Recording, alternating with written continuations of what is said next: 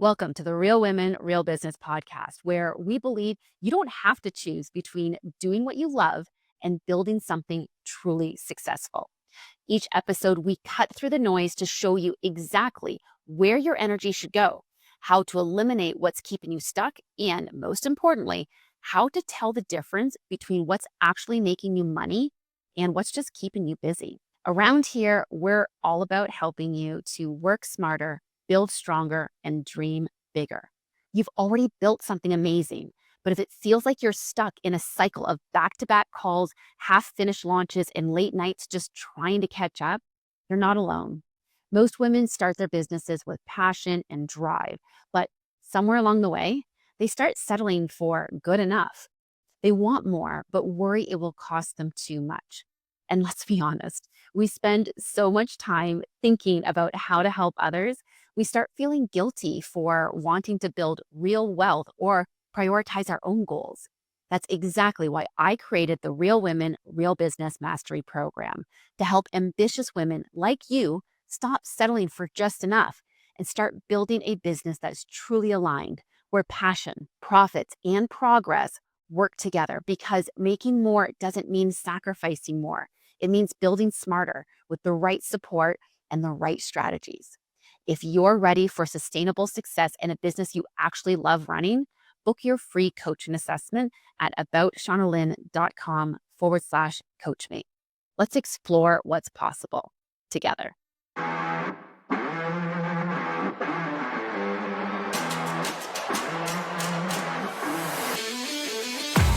Hello and welcome to the Real Women, Real Business podcast. I am your host, Shauna Lynn Simon, and today we have a really exciting guest. I'm joined by Joy Lynskey. She is the founder and CEO of Jewel Toned Interiors, which is an award-winning, women-owned interior design studio based in Fort Lauderdale, Florida. Now, Joy is known for pairing design excellence with operational strategy, leading projects across luxury, multifamily, workplace, wellness, and residential spaces, with many projects focused on the underserved communities.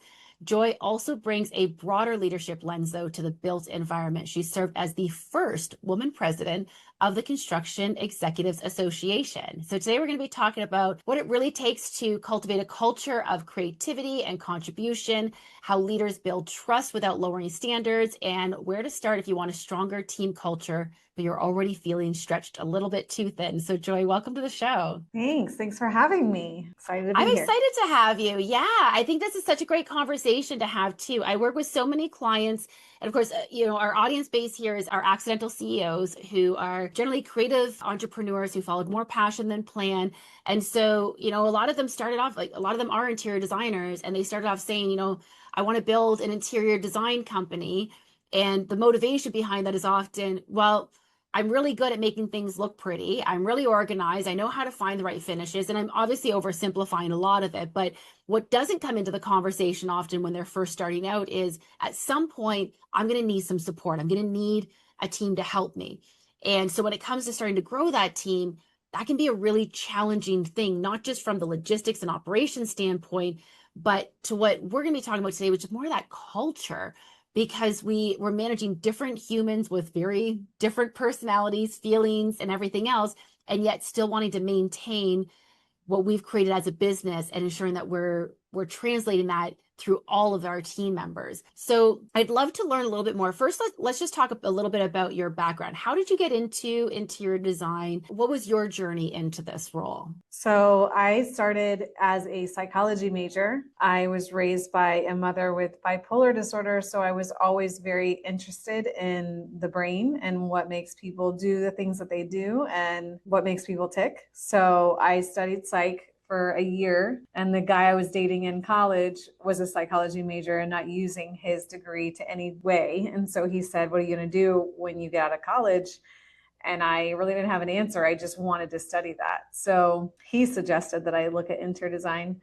I'm from a very small town. I never even heard of it as a profession. This is like the days of trading spaces. So that's like the closest thing I knew to it, which is such an iota of what.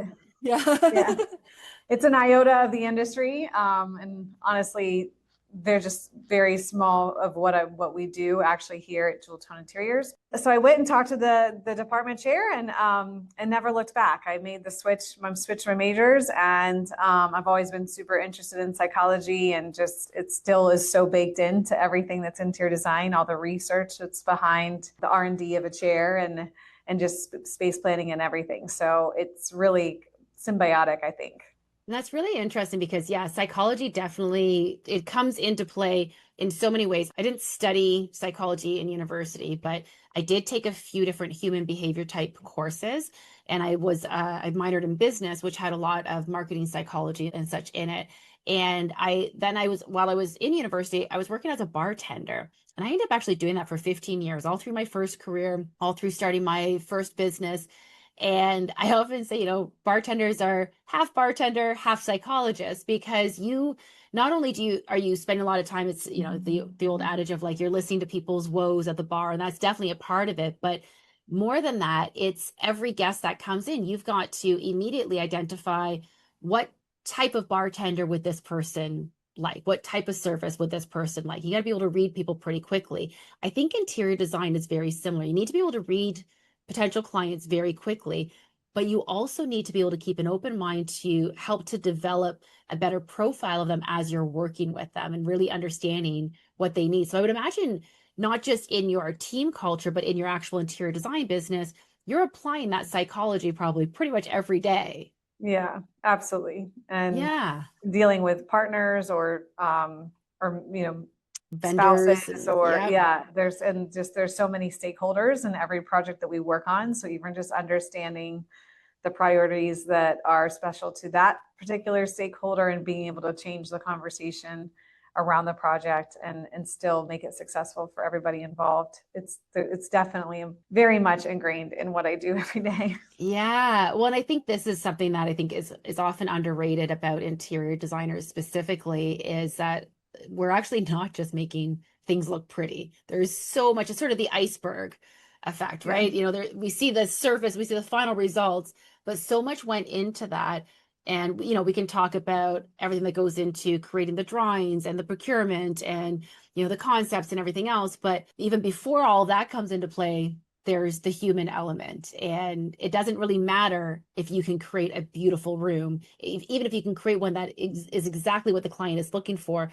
If you can't manage expectations and manage different dynamics and emotions, and especially when you're dealing in residential, I know you do both residential and commercial, but especially in residential, there's a lot of very real emotions attached to these projects. And if you ever want to test your relationship with a partner, go ahead and do a renovation with them, right?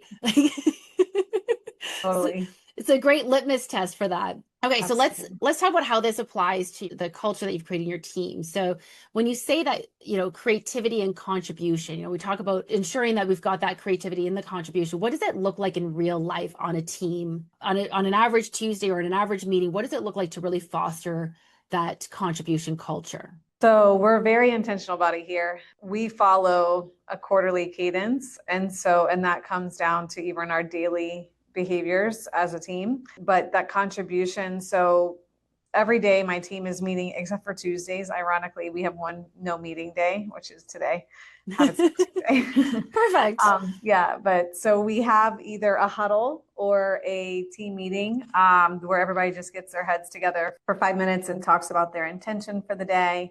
They acknowledge one of the other gems for living out one of our core values. They talk about their 24-hour win, and that could be personal or professional. We are humans, and so we love to hear all the personal sides too and celebrate that with the team. And then they also share a roadblock, and the roadblock has to be something that people could assist with. It can't be time or something outside of their control. So that just helps because at the beginning of the day, everybody knows what everybody's up to. And then also, it just aligns everyone on the team. So that's the kind of like morsel bite-sized piece. But the quarterly cadence is what's really where the rubber meets the road. And I'm in the process of writing a book about it, which I'm super excited about. I don't have a title yet.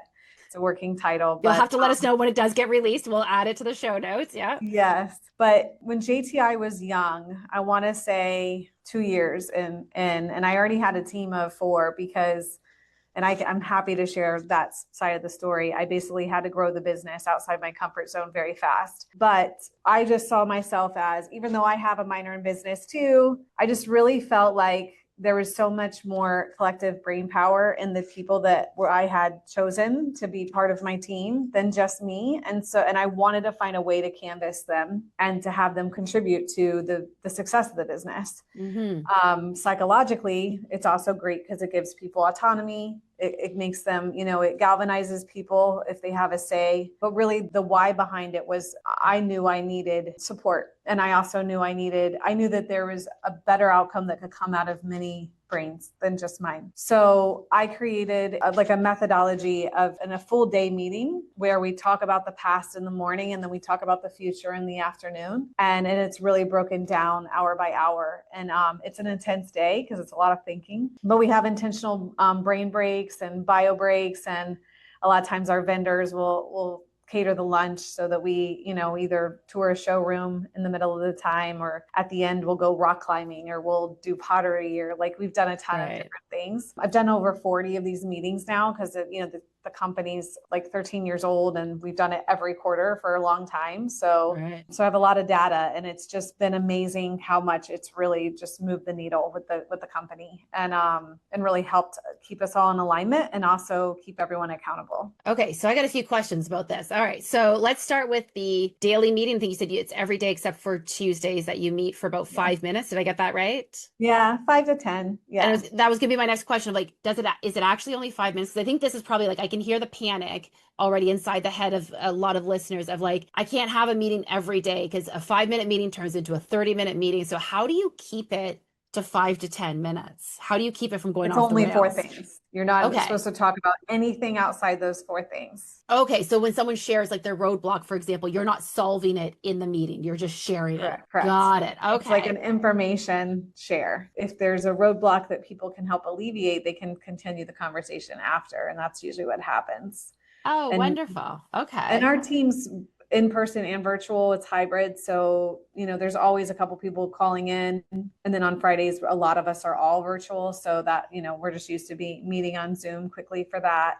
It doesn't always look the same, but we do start the meeting reading our charter, which is a document that was created by the team, not me. Okay. So a coach led that, kind of like our Pledge of Allegiance. Whoever's in person or has the charter in front of their eyes, they're not on the road or whatever, you basically just break it up into that many people. So we have 8 people, and you kind of just we're spatial people, right? So you can see, I need to read 2 sentences or 3 sentences. And so and we go through it. And so a lot of my team, I would like to say me too, but has it memorized because we do it every day. Wow. Oh, that's amazing. Oh, I love that. Okay. And so when you started doing this with your business and, was your team on board with it? Did you have to get their buy-in for it? Or were they yeah, okay, I guess we'll do that? Or was it more of okay, we'll check that box, but we're not really into it? What was the feeling when you first introduced this with your team? The huddles? Yeah. The huddles, I don't remember a pushback, but what we used to call the powwows, I don't refer to as powwow anymore because I learned that that's culturally insensitive. It is, yes. So our quarterly meetings, there was pushback with my team, but it also wasn't the right team for me. It was a completely different team than what I have now. So there was also some cultural misalignment there. So this was going to be my next question, though. So let's lead into this, because that was going to be my next question of, did you find that you were able to take the people you had and they were able to fit into the culture that you were building? Or did you find you had to hire intentionally for the culture? Hire intentionally for the culture, for sure. And I'm sure that wasn't an easy thing to face either. I'm sure there's probably people listening to this who are saying oh, but I really love this person on my team, and they do great work, and I respect them. I appreciate them. They've been with me for, say, 3 years or 5 years or whatever that looks like. But to identify that they no longer fit into the culture, did you end up letting people kind of self-select? Did you end up having to lay people off? How did that transition look? At that time, most people self-selected out. To have that level of accountability takes a very unique person to actually want it. And a lot of people don't. They just really don't. And that's okay. And I think you're absolutely right. I don't know. Have you ever read Tim Reed, the CEO of Netflix, wrote the book called No Rules Rules? I don't know if you've read it. No, but I love him. I've heard a lot of his podcast interviews. Yeah, so you already understand the overall culture. And for anyone who's not familiar, highly recommend the book or the podcast to understand a little bit about the Netflix culture. I'm not saying that that culture is for everyone. This is not necessarily an endorsement of it, but there is a lot of value to it. I happen to know people personally who work at Netflix, and I've talked to them about it. They're like, yeah, no, that is actually the culture that's there. And basically, to kind of sum it up, is that there's a high level of accountability. You own your job and your responsibilities. And what this actually means is that anyone at any level of the company is allowed to make big decisions. If you are directly in charge of something, so you could be in charge of a project and find yourself signing for $1 million contract, for example, or authorizing a purchase for $20,000 for the next day. Like, it's not uncommon. You don't have to be this higher management. You don't have to seek these other approvals, but they have fostered this culture through numerous systems that they have in place that ensure that you are comfortable with that level of accountability. And a lot of people do tend to self-select out of it, like you said, but that is a challenging thing to get the team that is going to be accountable. But I know, one of the things I teach with my clients all the time is if you want to avoid the boomerang effect of delegation, you need the right people on the team, and they need to understand what their role is. So sometimes boomerang effect just comes from the leader not making it clear that you are now owning this when they're delegating it out. Delegation should be ownership, passing off ownership. And sometimes they're not doing that properly. But other times they're with a team member who's just is going to constantly bounce it back to because they don't want to own anything. Yeah. A lot of it for us comes around the concept of integrity being about performance and workability instead of it being collapsed with morality. So a lot of people, when you say that you're not demonstrating integrity, they immediately think it's a personal attack and they take it like it hurts, right? Like it really hurts to hear that. But we have a context in the company that integrity comes around being whole and complete. So if there is an established task or anything at hand, it's clear and communicated what complete looks like so that everybody's set up for success. And then that accountability is really beautiful because people will support each other personally and professionally if they know like what you're up to as a human and how you want to show up. So it's like a sword I'll die on. Like I know that sounds pretty savage, and I know it's different, and I know it's not for everybody. We're not for every client either, and that's okay. We were built specifically and intentionally, but what we have and the people that are here, it's really beautiful, the level of authenticity that people can show up at work for. I love that. You know what, I want to dive a little bit further into that accountability and how that also translates into the services and to your client's experience as well. And we're going to do that right after we take this very short break. We'll be right back after this quick message. This episode of the Real Women, Real Business podcast is brought to you by, well, potentially you. Are you a brand or service that supports passionate female entrepreneurs who are ready to turn their vision into profit without the stress and overwhelm? Perhaps you're an accidental CEO yourself, now on a mission to make work and life easier for fellow passion-driven boss ladies. Our podcast is experiencing an exciting 30% month-over-month growth, reaching entrepreneurs who are building stronger, working smarter, and dreaming bigger. We have limited partnership opportunities available for brands that align with our mission of redefining how working hard looks and feels. Visit aboutshaunalynn.com/partner to learn more about becoming a partner in our rapidly growing show. And welcome back to the Real Women, Real Business podcast. All right, welcome back to the Real Women, Real Business podcast, where we are speaking with Joy Lynskey about building a culture that's accountable, that owns their responsibilities and their roles. And, we've already covered a lot of great ground on this in terms of, building that culture intentionally. So take a very real and very hard and sometimes uncomfortable look at your current team and seeing whether or not they're going to fit into that culture and having those conversations with them to build that culture. And some people might self-select out, some people might not make it through, but the ones who do are going to help to take your company to new levels. But it's also going to help you as the leader to be able to alleviate a lot of the load that you're carrying, because you're still, it's a new load that you carry when you're responsible for other humans and ensuring that, they're in the right role, that they've got the support that they need and everything else. But there's a level of accountability that needs to be there for them to be able to be self-sufficient essentially within their roles.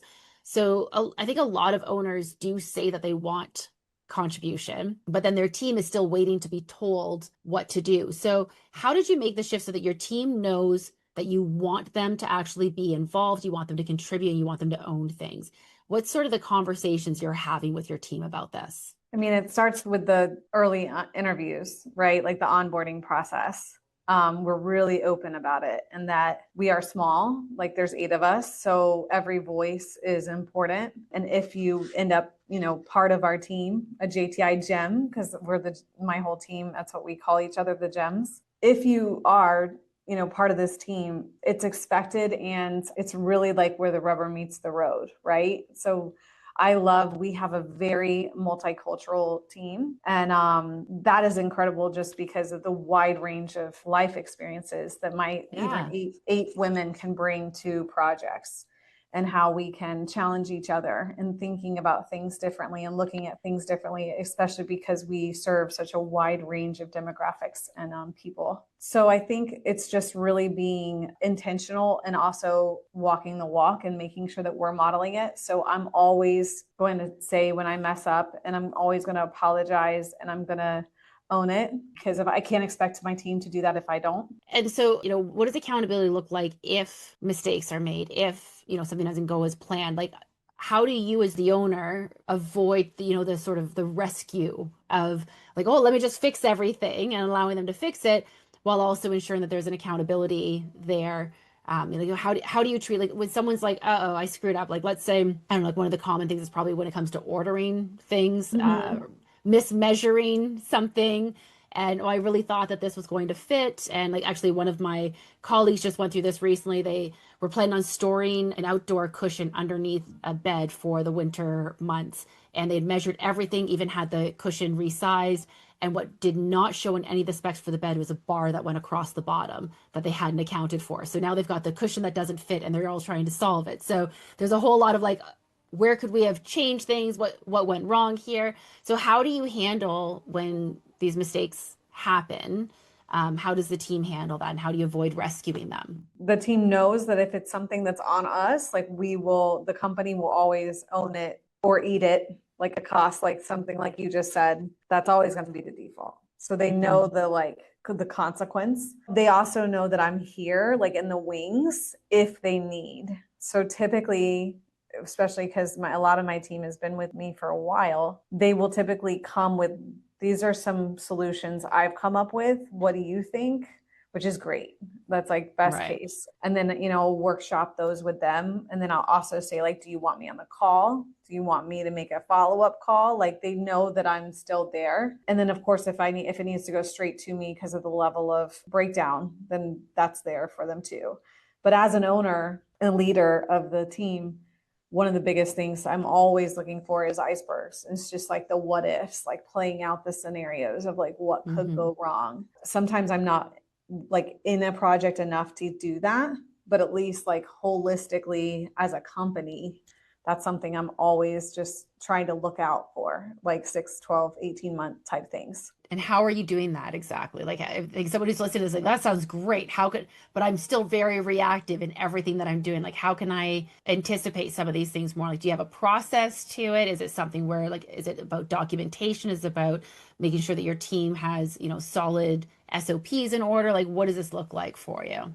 Yeah, we're really process driven. We have playbooks on playbooks. And then from like a financial side, just like the prospecting and the sales and just the hygiene of a healthy pipeline, all of that comes into play for that. And then also just playing out, looking at concentration risk if you have like one main client, like that kind of thing, running scenarios. We do a lot of repeat work with clients. So that's, fostering those relationships, checking in. One of the biggest takeaways that we have from our quarterly meetings is that we go through 2 projects, typically within 2 different verticals, so that we're not looking at like the same type of project at the same day, but we do a lessons learned. And that lessons learned document obviously grows every quarter. But it's also, and then it goes into a training document for new hires, because there's no reason why people coming off the street shouldn't learn from the issues that have already occurred within the business. Right. So it's really great. It's not small. And it takes an hour out of our quarterly meeting to go through a couple projects, deep dive them. But the team has been making notes throughout. That's like now built in to how we work. Like they've been making notes throughout the life of the project to be able to present that to everyone.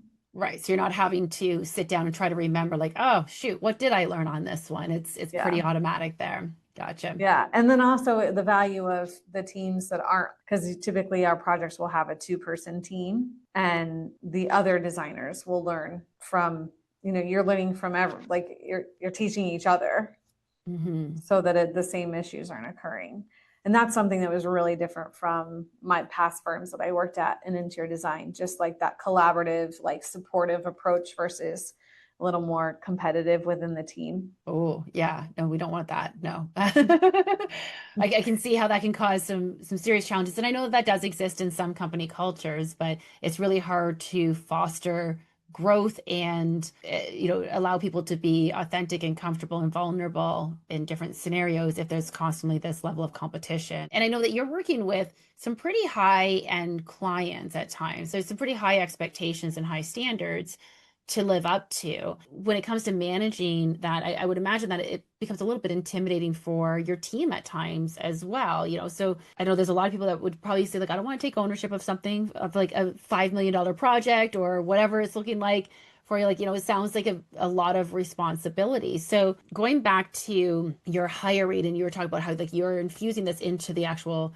hiring and onboarding process to ensure that you're getting people the right culture. How does that show up in hiring? And then I want to talk about how this translates into like your actual client experience. Like the ability to speak with those like higher end like projects and clients. To be able to feel comfortable in any of these scenarios that you're going to throw at them, for that the accountability and ownership that they're going to be expected to take on the projects, and be a contributing member as opposed to just someone who's waiting for direction and tasks, like a task bunny essentially, as opposed to doing that. Yeah. So my business partner and I are executive champions on most all of our projects.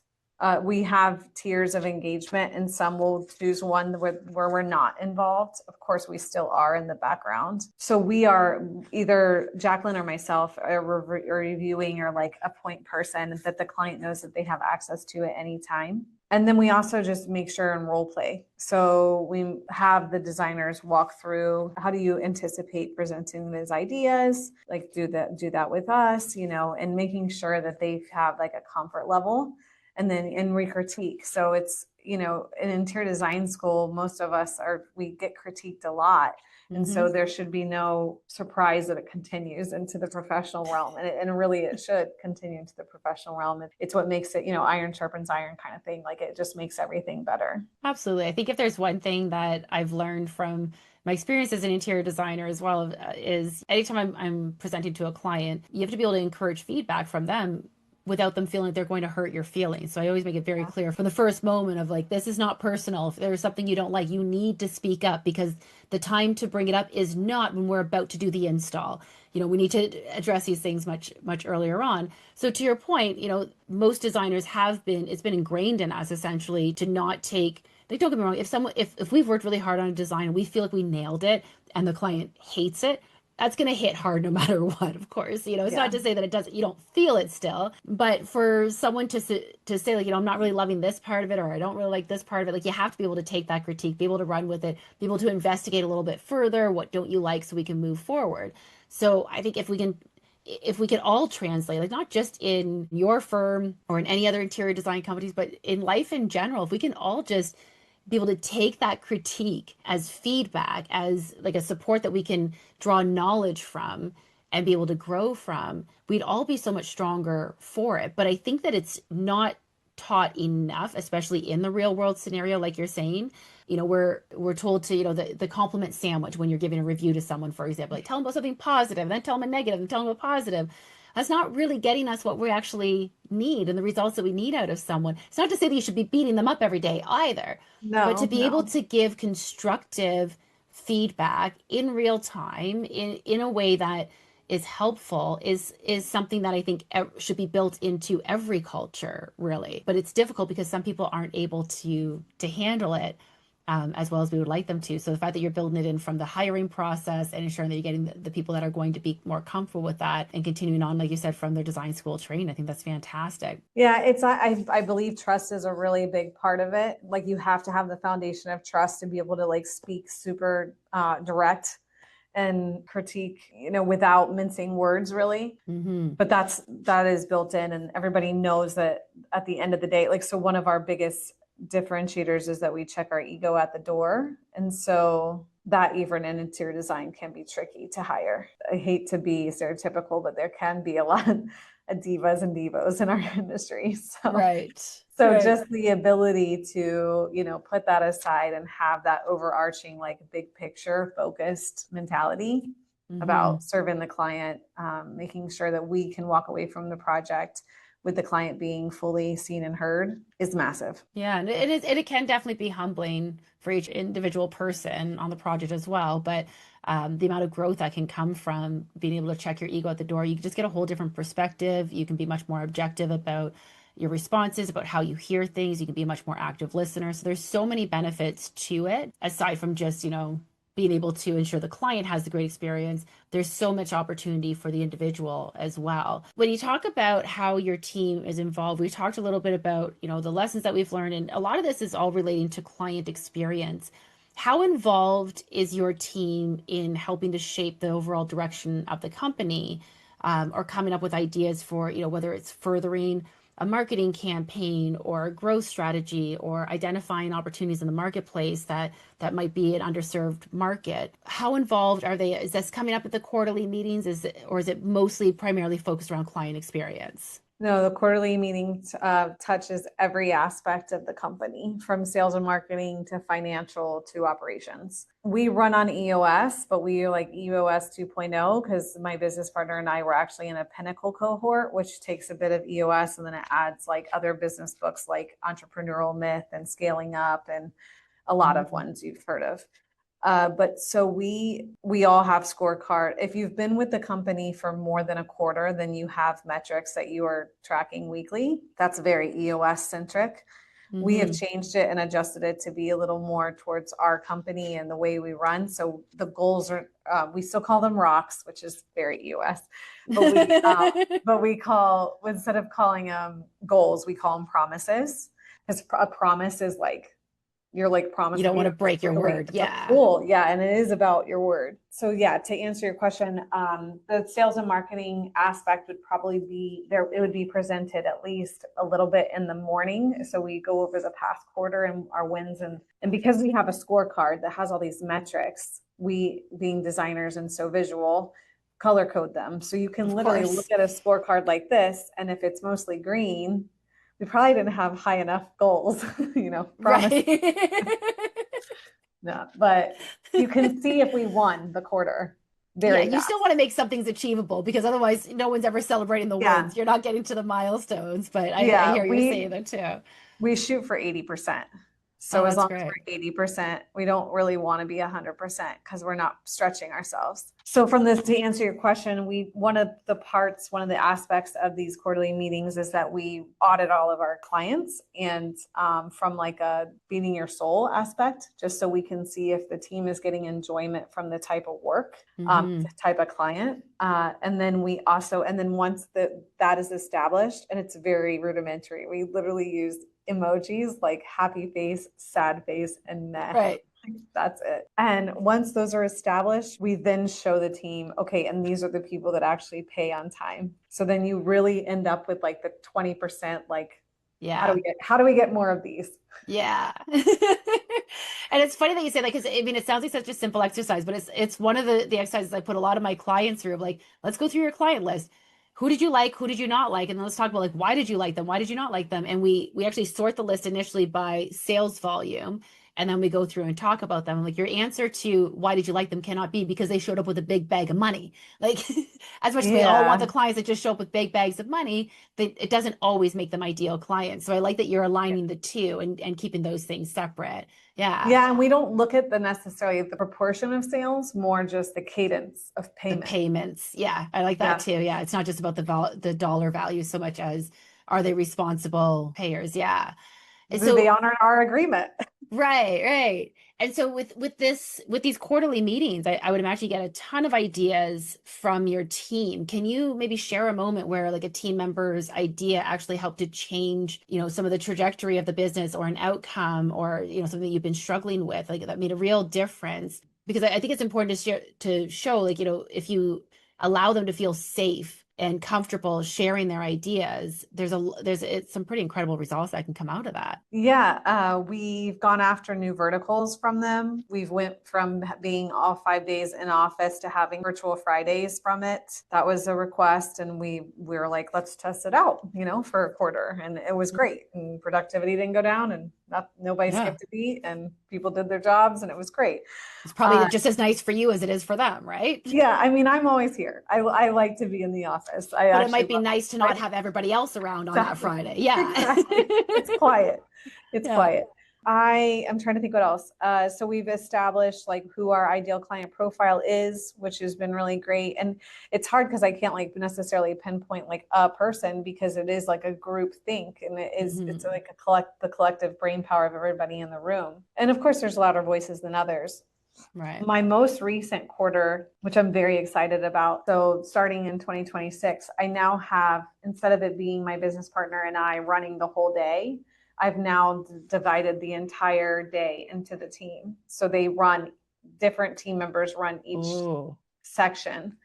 And because they've done so many, like Right. it's like it's second nature. They know there's no surprise, and they can put their own spin on it. So that's Mhm. been really fun, and I'm excited to just still watch them grow because they're leading and presenting all of us and doing that. Well, this is how you're Um, building leaders, right? Like I think that this is okay. So I want to touch on this for a moment though, because I can almost imagine again, I feel like sometimes I can read my listeners' thoughts and I can hear some of the listeners saying to themselves, but if I give them this much autonomy, this much ownership, this much responsibility, what's going to keep them from just stealing all of my ideas and going and starting their own business? I mean, for me, I'm like, so what? Right? Yeah, I mean, then say I fully support you, and I can't wait to see how successful you're going to be in this. Yeah. I, Because I if love they knowing that I don't, was a part of that, right? Like that I built that I helped them to get to the point where they felt this is my next chapter, this is my next step. And I was a part of that journey for them. yeah, and I mean, big picture goal, I would love to support more women-owned design firms, like young, I only say young. When I mean young by the business, not the owner. I Not don't the care how actual, old you are yeah. and you started design firm, but Right. because we've been through it, I've had two babies since I started the company. My business partner's had two babies. Another, a lot of moms here, but and we've been through a lot. We've been through downturns and global pandemic and flooding and flea infestations and toxic employees and just a lot, right? Jeez. Yeah. So, but I would absolutely love to, and we have started working through what it could look like. Have it like an affiliate program where we're really supporting and mentoring other female-led design companies, and Love then that. also that we could collectively be stronger as like the more small to mid-sized businesses, because there is so many of us in this country. We go up against Gensler and HOK on projects, which is Hmm.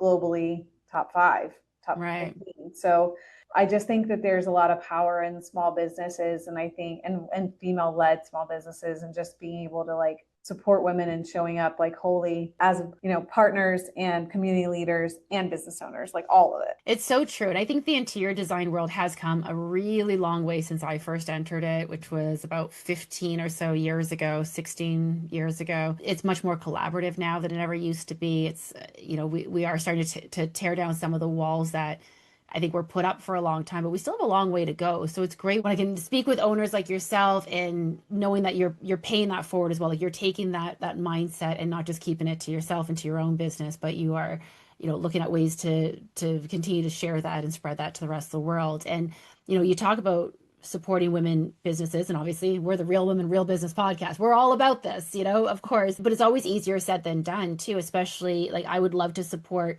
all women led businesses in all aspects of the work that I do. both as a business coach, as an interior designer, in all the things that I do. But there are times where, I was talking about, I was looking for a business valuator because I help people sell their businesses as well. Working a little bit in the mergers and acquisitions world, and I was looking for a business valuator, and I couldn't find a woman to do it to save my life. And I ended up bringing in a man. And don't get me wrong, I don't want to discriminate against men either. Like if he's the most qualified, I want to bring him in. But there's still some very male-dominated industries, and it can be more and more difficult sometimes to find those women. And one of the things that you did was you became the first woman president of the CEA. So how did that come about? What did that teach you? How did you use that as a way to foster recognition for women, or give a bit of a spotlight to what women can do in the industry? So the first thing is even ending up in that organization, because it's called Construction Executives Association. So I think it was pretty amazing to be invited originally. It was a client of mine. He owned a roofing company, and I told him, I'm like, I'm not in the construction industry. And he's like, you've been on my construction site it was his oceanfront condo. He's like, you've been on it like every week for 2 months. What are you talking about? I'm like, right. Like, you're in construction. Like he didn't understand why I didn't see it. And so I'm like, what, you're right. So I joined, and then a couple of years later, I was like, well, I'm not going to be in this group and not like get involved. So I went to him, and I'm like, I think I want to be on the board. What do you think? And he's like, I'm going to give you my seat. So of course that happens. And then once I was on the board for a couple of years, it was another man that actually named me treasurer. It's a ladder. So treasurer, secretary, VP, president. So I had a 4-year runway. And I just said, you boys are not ready for me to be president. And he's, because it's a board, so you're close. And they knew I was kidding. I wasn't being disrespectful, but he said, yeah, we are. And he's the dad of 3 amazing women, married. And so he has a ton of granddaughters. So like he was, and I think he's even like has like 5 sisters too. So he was also a unicorn. But I think that it's really important as women to always just to mention the allies and the men that have moved over or have invited us or have advocated us in any way, and when men do it, I make a really big deal out of it. And it's sad that it is a big deal because it shouldn't be. But like I've invited, men to be on panels, speaking panels or whatever. And they've said, listen, I have a colleague who's better at this than me. And it was a woman. And that's just really cool. I just think it's really important to always give credit where credit is due. And also just to let the men know that it matters, and that it's seen, that it's not just a default, and that they're not wrong, that they're not bad, right? Like, because there can be some of that. And that's not helpful in any way, shape, or form either. But I think that's a really good point, because we need to make sure that we're not drawing more lines, that we are building more bridges than digging trenches. And sometimes some of the ways that we speak to men, address men, reference men, can come across as sort of like a down with the patriarchy kind of overly feminist view. And I'm not saying that there isn't a time and a place sometimes for that, but to your point, there are a lot of men there that really do want to see. It's not just about promoting women, but just allowing the best person, the best qualified to step into a role, regardless of gender, regardless of their identity, in that sense. And I think it is really important to acknowledge that, because sometimes for some of them, it's just second nature and they didn't even realize they did anything that incredible.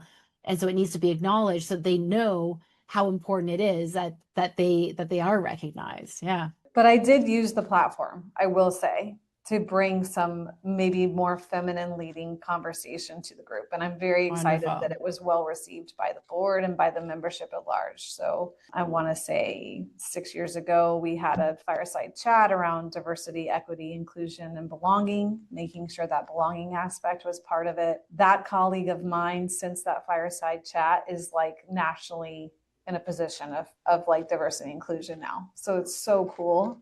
That's impressive. Wow. To see that. Yeah. And then I've also just brought the conversation around suicide prevention, because the construction industry has 8 times the national average. Is also a way for me to honor my mom, my late mother, who dealt with that for, unfortunately, her whole life, suicide ideation. And what's great about bringing that to that group is just that it's so much bigger than me. And that's what I'm up to, right? Like, I don't we all do our best every day, but like, I really do want to make an effort to make ripple effects of good. And that was what was really great about being in there, and maybe even using the fact that I was a female to lean into some of these sometimes considered softer skills, but really impactful and necessary conversations to be had. And I think that's really important. I mean, I wish we had more time to dig into that further, but I do want to say thank you for doing that, because I think it's such a powerful conversation to have, and one that, like, as you said, might not have come up if it wasn't for bringing that feminine energy into the conversation. Is something that hits really close to home with me. So I appreciate that you made that priority and was able to foster some of those conversations. So I think that's wonderful. And I think that's a perfect place actually to close out our episode. And on that note, you have a very special gift for our listeners. Can you tell us about your offer? Yes. So we will do a free 1-hour design consultation that could be for your home or for your business. We'd love to just understand your priorities, and we can really dive into that. And the way that you get through that is just through a contact form on our website, which will be in the show notes. I can assure you. Yes. Yeah. So the website is jeweltoned.com. And yeah, you'll just go to the contact form, mention the podcast, and we'll be sure that that's in the show notes as well. Absolutely. Joy, thank you so much for sharing your story with us today. I so appreciate that you were able to make the time for this. I really enjoyed having you on the show. We covered a lot. We covered a lot. Yes, thank you. Amazing. Thank you. Well, listen, if you're listening to this episode and what we're saying here today is resonating with you, we do hope that you will continue to allow us to be a part of your journey each week. Tune in for new episodes that drop every Tuesday morning at 7 a.m. Eastern Time. Don't forget to like us and subscribe to us on your favorite podcast platform, wherever you get your podcasts. And remember, the best way that you can not only show your support for this podcast, but for your fellow women entrepreneurs, is to share this episode with someone that you know needs to hear this message today. It helps us, it helps them. We'll all be thanking each other for it, and we'll all support each other. Until next time, keep thriving.